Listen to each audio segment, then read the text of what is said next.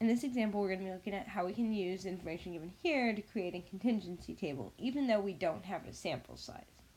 Now to do this, like any contingency table, we're going to start by dividing off the variables we have. And that is, we're looking at students' sex and whether or not they're taking out loans. I want you to notice that both of these variables are categorical, as they are the majority of the time that we're doing contingency tables. Now with sex, we're dividing it off based on if a student is female or male, treating it as a dichotomy, two possible options there. And loans, yes, they took out loans, or no, they didn't. Now, the one thing I want you to notice right off the bat is that I don't have a sample size, right? And the cool thing is, because I don't have a sample size, we can, for right now, go ahead and make one up. Now, it's probably not a good idea for me to pretend like I surveyed 7 people, because if I do 7 people and I try and do 57% of that, it's going to be kind of nasty. So it's to our advantage to choose a really big, really round number, so that when we find these percentages, we get nice round numbers out. So for that reason, I'm going to go ahead and with the contingency table, the total always goes down in the very bottom, right? And I'm going to go ahead and choose a total of 100,000. And I'm choosing this just because there's lots of zeros there. It's a nice round number. Now, over on this side, I'll go ahead and I'll add my total column and my total row here. And I'll start to fill things in. To do this, I'll start by looking at this cell right here. And this cell right here is the total number of females, right? And what I know from the very beginning of the problem is that 57% of my university students are female.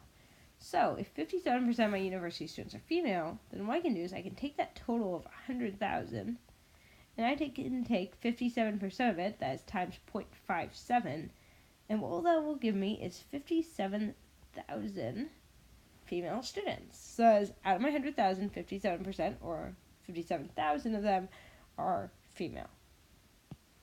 That's super easy for me to fill in the number who are male then, because I know I'm treating sex as a dichotomy. There are only 2 options here. So I'll go ahead and I'll take 100,000, the total number I have, minus 57,000, and that'll give me my 43,000 here. After I got this information, the next thing I need to do is go ahead and step into my contingency table. To do that, I'm going to look at what other information I was given. So up here, it has been shown that 44% of female undergraduates take out loans. What this tells me is that if I can have the total number of female students, 44% took out loans. Well, I know that there are 57,000 female students in my pretend sample, and so if I take that 57,000 and I find 44%, that is multiplied by 0.44, that will give me the total number of female students who took out loans. Which gives me here 25080. And once again, choosing that 100,000 there allowed me to get a nice round whole number. Now I've got that number there, the next thing I need to do is go ahead and fill in my other blanks. So, stepping down, this number right here, I know those two have to add to 57,000. So that is, if I take 57,000 and subtract off the number who had loans, I'll end up with the number who didn't have loans. Or 31920. I'll do the same thing with male students then. Now would be a great time to pause the video, do it on your own, and then check with me. Having filled out the male column using the same method, the only thing I have to do now is fill in the total on the very far side. So I'll go ahead and I'll add the number of females who have loans and the number of males who have loans to get the total number of people who had loans. I'll do the same with the number who didn't have loans. Remember, I can always check if my numbers are correct by making sure that those two then add to my overall 100,000, which it looks like they do. The advantage of doing a contingency table like this is it's really easy for me then to go ahead and find the rest of my probabilities. So for instance, let's look at the last question on this worksheet. So here we've reversed it slightly. What we're asking is, out of all the students who take out loans in undergrad, what percent of those are female?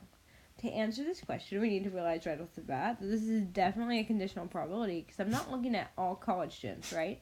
I'm looking specifically at college students who take out loans. So, what I want is the probability out of everyone who takes out loans. I want to know what percentage of those are female. To find this, I need to go ahead and first of all find the number of people who take out loans. That'll be what's on the bottom of my fraction. And according to my table, when I look over here, I can find the total number of people who took out loans in this row. And the overall total will be this 418500. So that'll be my number here on the bottom. Now, out of that 41,000 who take out loans, I need to figure out how many of them are female. And to do that, on the top, I put out the number who are female and take out loans. I can find that number where the female column intersects the yes row, or right here. So in total, there were 25080. Now, I want you to make sure this makes sense logically, and that is, out of the 41,000 who took out loans, 25,000 were female, or as a decimal, 0.5993. That is, out of everyone who takes out loans, 59.93% of them are women.